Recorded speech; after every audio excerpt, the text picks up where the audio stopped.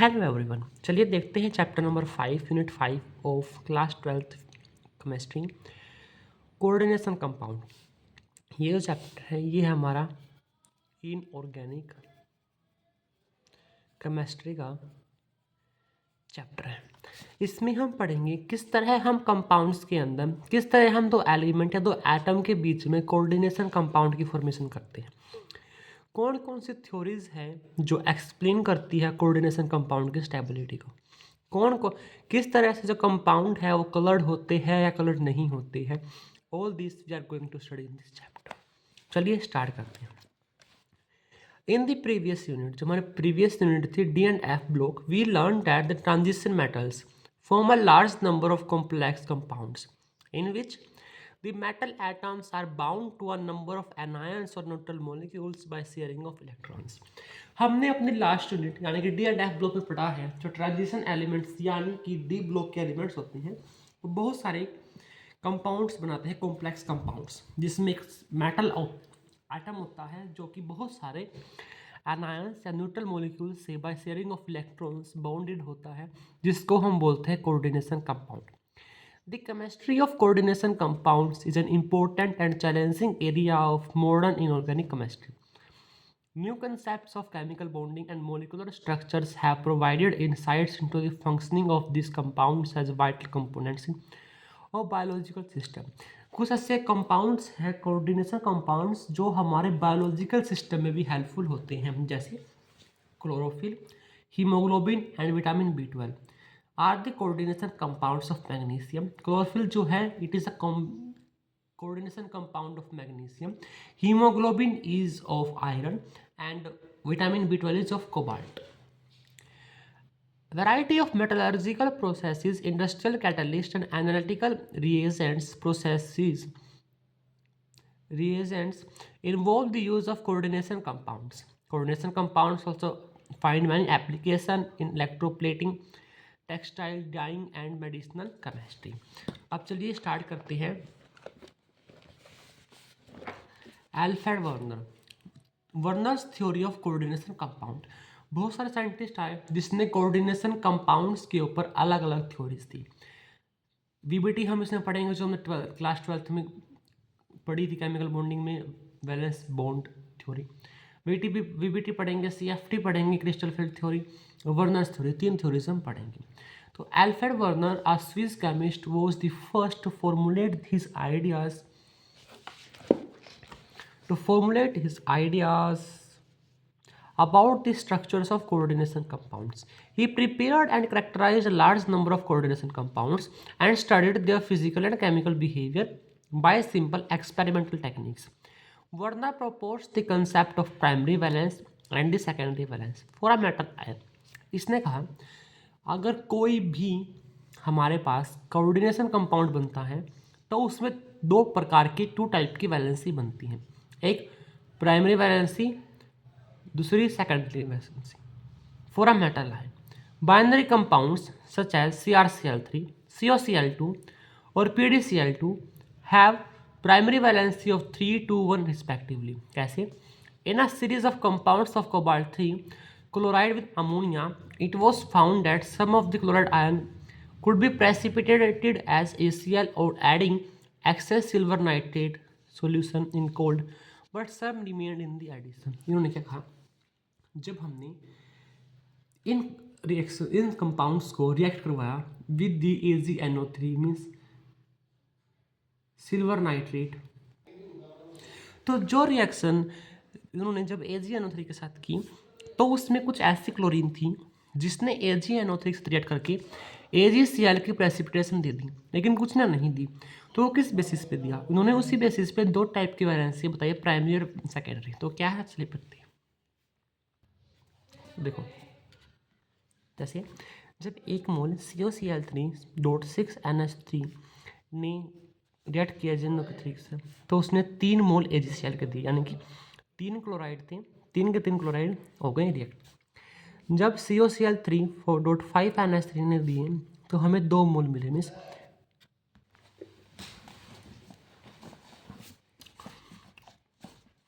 तो इसने 1 मोल दिया है यानी कि 3 क्लोरीन में से कोई एक क्लोरीन इसके साथ रिएक्ट किया गया है। इसने भी एक दिया तो एक क्लोरीन निकला। These observations, together with the result of conductivity measurement in the solution, can be explained if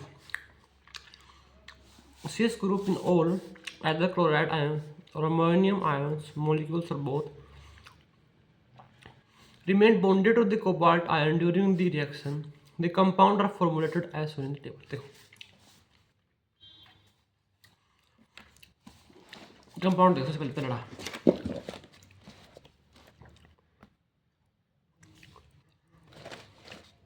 देखो, हमारे पास था CONS3 6 3Cl। यहाँ पे हमारे पास बाहर 3 Cl है।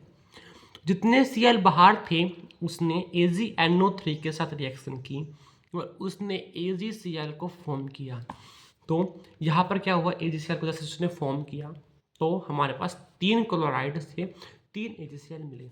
अगर हम यहाँ पे रेशो निकालेंगे कंडक्टिविटी का, तो जब ये टूटेगा तो यहाँ से 3 Cl निकलेंगे और एक ये पूरा का पूरा आयन निकलेगा CONS3 6 3 तो जो हमारा कंडक्टिविटी का रेशो है वो आ गया 1:3।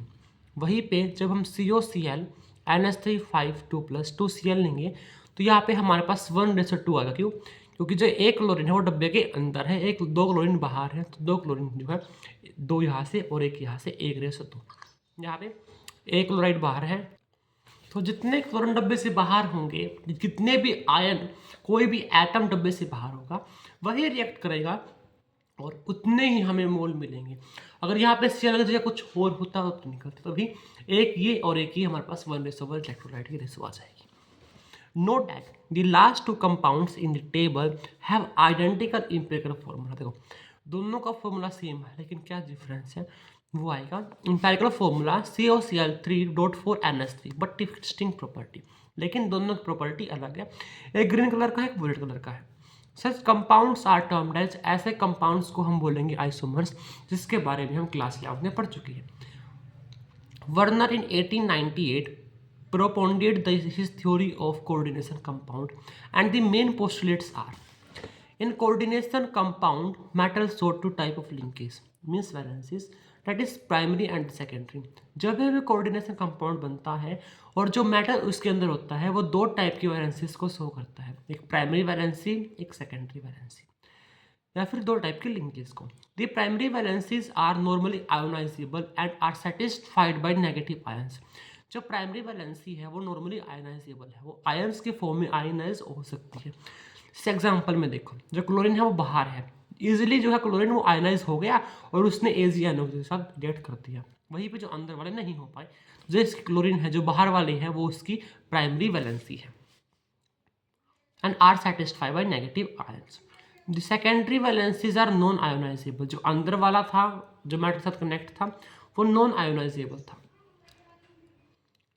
These are satisfied by neutral molecules और नेगेटिव आयंस। क्यों? जो कि जो डब्बे के अंदर है वो न्यूट्रल भी हो सकता है, as in case of NH3, और it can any anion also, means negative charge also. The secondary valence is equal to the coordination number and is fixed for a metal। जो सेकेंडरी वैलेंसी है वो equal होती है उसकी coordination number से। Coordination number क्या है आपको आगे डिटेल में बताया जाएगा। The ions groups bound by the secondary linkage to the metal have characteristic spatial arrangement corresponding to different coordination number। देखो हम ज्योमेट्री निकालते हैं केमिकल बॉन्डिंग में, तो जो उसका कोऑर्डिनेशन नंबर होगा उस कोऑर्डिनेशन नंबर के अकॉर्डिंग ही उसकी स्पेशियल अरेंजमेंट आएगी, यानी कि उसकी ज्योमेट्री आएगी। In modern formulation such spatial arrangement are known as coordination polyhedra. तो वो जो स्पेशल अरेंजमेंट आएगी, उसकी फिगर आएगी, तो उसको हम बोलेंगे coordination polyhedra. The species within the square bracket are coordination identity और complexes and the ion outside the square bracket are known as counter ion. तो जो इस डब्बे के अंदर है, जो डब्बा बना हुआ था उसका एग्जाम्पल में भी, उस डब्बे के अंदर जो भी है उसको हम बोलेंगे कोऑर्डिनेशन आइडेंटिटी या फिर कोऑर्डिनेशन कॉम्प्लेक्सेस। और जो आयन, जैसे इस केस में क्लोराइड आयन था, वो जो उससे बाहर होगा डब्बे से बाहर, तो हम उसको बोलेंगे काउंटर आयन। तो जो डब्बे से बाहर है it is our counter ion. He further postulated that octahedral, tetrahedral, and square planar geometrical shapes are more common in coordination compound of transition metals. Thus, CONS3 देखो ये क्या है ना, CO कितने NH3 से कनेक्ट है 6, जितने डब्बे के अंदर होंगे 6, तो इसकी जो कोऑर्डिनेशन नंबर है वो 6 है, इसकी जो है वो भी 6 है, इसकी जो वो भी 6 है। आर ओक्टाहेड्रल एंटिटी, अगर हमारे पास जो कोऑर्डिनेशन नंबर है वो 6 होगा तो जो उसकी जियोमेट्री आएगी वो ओक्टाहेड्रल आएगी। वहीं पे अगर कोऑर्डिनेशन नंबर हमारे पास 4 होगा तो जो हमारी जियोमेट्री आएगी वो टेट्राहेड्रल आएगी, जैसे इस केस में और इस केस में। अब इसमें भी इसका कोऑर्डिनेशन नंबर 4 है, इसमें भी इसका कोऑर्डिनेशन नंबर 4 है। आगे फर्दर कोऑर्डिनेशन नंबर 4 में भी 2 केसेस बनते हैं कि इनर डी ऑर्बिटल्स इन्वॉल्व है या आउटर डी है, वो आप आगे चलने पढ़ेंगे। उसके अकॉर्डिंग हम फिर उसको टेट्राहेड्रल या फिर स्क्वायर प्लेनर बोल देंगे।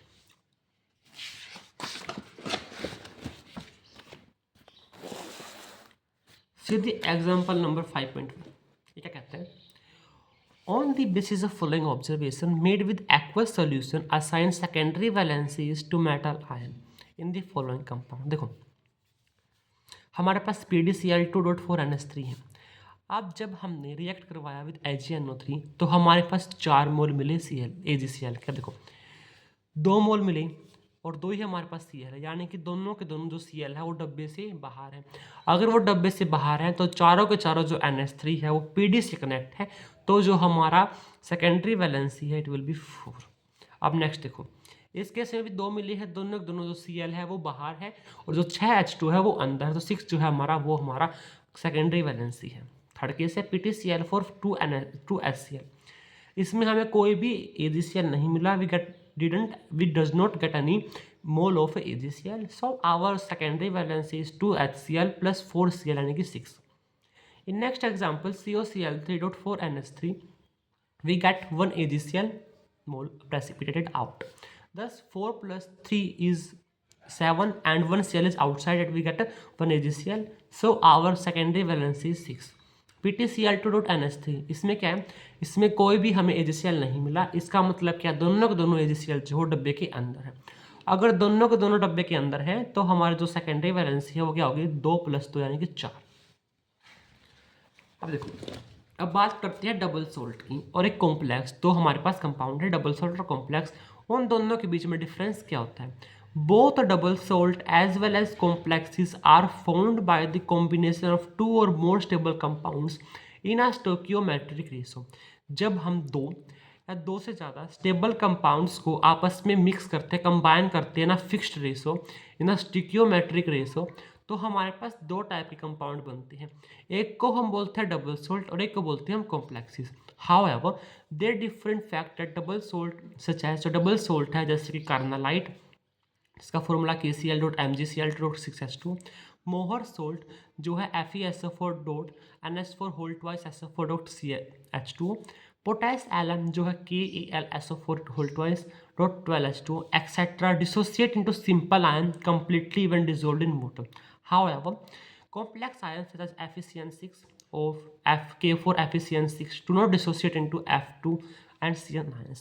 इसका मतलब क्या है वो मैं आपको अपने नोट से समझाऊंगा, आपको NCERT से ऐसे समझ में नहीं आया होगा।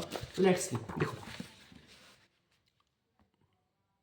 कोऑर्डिनेशन कंपाउंड, जब हम किसी 2 सोल्ट या 2 से ज़्यादा स्टेबल सोल्ट को आपस में कंबाइन करते हैं तो हमारे पास जो सोल्ट है सोल्ट भी है, हमने उसको कंबाइन किया तो हमारे पास कुछ एडिशन कंपाउंड्स मिलती हैं। जो एडिशन कंपाउंड है they can be ours double salt और आवर कोऑर्डिनेशन कंपाउंड।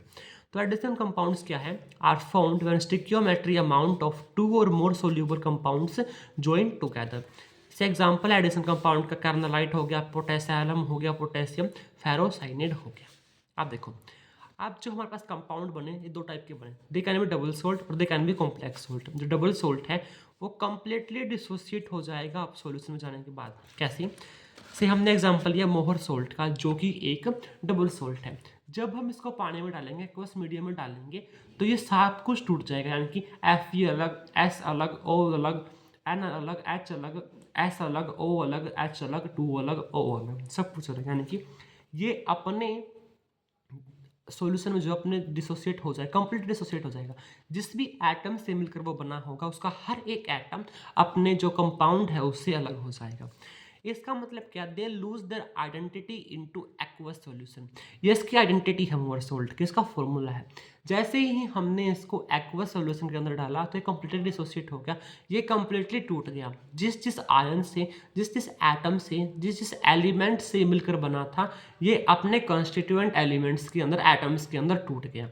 इसलिए जो है इसने अपनी आइडेंटिटी लूज कर दी। Each ion will give positive test, यानी कि ये हमारे पास डबल सोल्ट था, हम इसको पानी में डाला, तो जो भी हम टेस्ट करेंगे इंडिविजुअल आयन के लिए, जैसे Fe के लिए अगर हम टेस्ट करेंगे तो हर एक आयन के लिए पॉजिटिव टेस्ट होगा। क्यों? क्योंकि अब एक एक अलग अलग हो चुकी है। Individual ion retain their identity, जो इंडिविजुअल आयन थे उसने अपनी आइडेंटिटी नहीं खोई पानी में जाने के बाद, उसके पास अपनी वही आइडेंटिटी रही, Fe ही रहेगा, एस में नहीं कन्वर्ट होगा। वहीं पे अगर हम बात करें कॉम्प्लेक्स सोल्ट की, ये कंप्लीटली डिसोसिएट नहीं होता। जैसे कि एग्जांपल है, ये देखो K4FeCN6, अगर हम इसको पानी के अंदर डालेंगे तो हमारे पास दो सोल्ट बनेंगे। K4 जो है, K+4 जो K+ है ये अलग हो जाएगा और ये डब्बे वाला अलग हो जाएगा, सिर्फ दो रहेगी, लेकिन वो कंप्लीटली डिसोसिएट नहीं होता। Do not lose their identity, अपनी आइडेंटिटी को वो लूज नहीं करता, डब्बा का डब्बा ही रहेगा। Each ion does not give positive test, हर एक आयन अपना पॉजिटिव टेस्ट नहीं देगा। क्यों? क्योंकि वो पॉजिटिव टेस्ट इसलिए नहीं देगा कि वो अपनी जो उसकी पहले की छवि थी वो उसमें कन्वर्ट ही नहीं हुआ। Individual ion lose their own identity, जो इंडिविजुअल आयन था वो अपनी आइडेंटिटी खो चुका है। जब Fe ने Cn के साथ रिएक्ट किया तो Fe ने अपनी आइडेंटिटी खो दी, वो Cn के साथ कंबाइन हो गया, अब वो एक्वस मीडियम में कभी भी नहीं टूटेगा। इसलिए इंडिविजुअल आयन तो अपनी आइडेंटिटी को लूज करता है, लेकिन जो पूरा का पूरा आयन है वो अपनी आइडेंटिटी को लूज नहीं करता है। जैसे क्वेश्चन है, सॉल्यूशन ऑफ कॉम्प्लेक्स, हमारे पास कॉम्प्लेक्स है CuNH3 SO4 विल गिव। अब देखो ये क्या है, एक ही कॉम्प्लेक्स सोल्ट है, तो इसको जब हम तोड़ेंगे तो SO4 अलग हो जाएगा और ये अलग हो जाएगा, तो हमारे पास SO4 2- आयन हमें मिलेंगे, ना कि Cu और NH3 अलग अलग हमें मिलेंगी। तो ये बात यहाँ पर इन्होंने कही है। अब देखो, अब जो कॉम्प्लेक्स कंपाउंड होंगे, मीन्स हम डब्बे की बात करेंगे, इस डब्बे के अकॉर्डिंग हम इसको क्लासीफाई करेंगे। अब जो कॉम्प्लेक्स कंपाउंड है, they can be anionic, they can be cationic, they can be neutral. Anionic means उसके ऊपर नेगेटिव चार्ज होगा, कैटायनिक मीन्स उसके पास पॉजिटिव चार्ज होगा, न्यूट्रल मीन्स डब्बे के ऊपर कोई भी चार्ज नहीं होगा। जैसे हमने बात की K4FeCN6, अगर हम K4 को हटा देंगे तो क्या आता है, होता पॉजिटिव में, तो यहाँ पे उसके पास -4 चार्ज आ जाएगा। डब्बे के ऊपर जैसे ही -4 चार्ज आया, इसका मतलब वो अनायनिक है। एटायनिक में डब्बे के ऊपर पॉजिटिव चार्ज आएगा, आप जानते हैं SO4 2- होता है, जिसकी वजह से डब्बे के पास +2 जाता है, तो डब्बा क्या कैटायनिक है। न्यूट्रल से PtNH3 Cl2 है, ये क्या है, ये न्यूट्रल कॉम्प्लेक्स कंपाउंड है। General neutral complex compound are insoluble in water. क्यों? आपको पता है पोलर पोलर में सॉल्यूशन होता है, लाइक रिजल्ट लाइक। अब जो कोऑर्डिनेशन कंपाउंड है, हम उसको किस तरह से रिप्रेजेंट करते हैं, देखो ये हमारे पास एग्जांपल है K4FeCN6। अब देखो जो डब्बे से बाहर होगा हम उसको बोलेंगे काउंटर आयन या फिर ionic sphere. So the element present outside the coordination entity, it is known as counter ion और आयनिक स्फीयर। जो डब्बे के अंदर जो ये मेटल होगी उसको हम बोलेंगे इलेक्ट्रॉन पेयर एक्सेप्टर। क्यों? जो Cn है वो अपना इलेक्ट्रॉन देगा, ये इलेक्ट्रॉन पेयर को एक्सेप्ट करेगा, इसको ही हम बोलते हैं सेंट्रल मेटल आयन। Cn जो है इसको बोलती है हम लिगेंड्स। क्यों? क्योंकि जो इलेक्ट्रॉन पेयर है उसको डोनेट करता है, इलेक्ट्रॉन पेयर को डोनेट करता है, इलेक्ट्रॉन पेयर को एक्सेप्ट करता है, तो ये सेंट्रल मेटल आयन है या फिर सेंट्रल मेटल आयन है, और ये हमारा इलेक्ट्रॉन पेयर डोनर है। और जो पूरा डब्बे के अंदर है उसको हम बोलेंगे कोऑर्डिनेशन स्फीयर या कोऑर्डिनेशन एंटिटी। देखो coordination entity constitute a central metal ion or atom bonded number of ions or molecules means ligands। तो सेंट्रल मेटल आयन है और जो लिगेंड्स है उन दोनों को कंस्टिट्यूट करके हमारा कोऑर्डिनेशन एंटिटी बनेगी। These are enclosed in square bracket known as coordination sphere. Next is central metal atom या फिर ion. Lone pair acceptor generally refer to as Lewis acid. Example में जो Cn है वो अपने लोन पेयर देगा, Fe जो एक्सेप्ट करेगा तो होता है CMI। अगर वो इलेक्ट्रॉन पेयर को एक्सेप्ट कर रहा है तो वो लुईस एसिड की तरह बिहेव कर रहा है। अब नेक्स्ट है होमोलैप्टिक कॉम्प्लेक्सेस। होमोलैप्टिक कॉम्प्लेक्सेस का मीनिंग क्या है? Complexes in which central metal ion is bonded to only one kind of ligand. देखो ये हमारे पास मेटल है, ये सी से कनेक्ट है। अगर जो लिगेंड है वो सेम लिगेंड है, वो सेम टाइप ऑफ लिगेंड से कनेक्ट है, तो हम उसको बोलेंगे होमोलैप्टिक। वहीं पे अगर वो एक से ज़्यादा लिगेंड से कनेक्ट है तो हम उसको बोलेंगे heteroleptic. Next is coordination polyhedral, spatial arrangement of the ligands atom around this CMI आपको आंसर रीडिंग के थ्रू बता दिया। अब कोऑर्डिनेशन नंबर क्या होता है? The number of ligand donor along to which metal ion is directly bonded, कितने ligand से कनेक्ट है वो, उसने उसका लिगेंड के साथ कितने बॉन्ड बनाए हैं मेटल ने, उसको हम उसका कोऑर्डिनेशन नंबर बोलते हैं या सेकेंडरी वैलेंसी बोलते हैं। जो कोऑर्डिनेशन नंबर है it is equal to the number of sigma bonds present between ligand and central metal ion.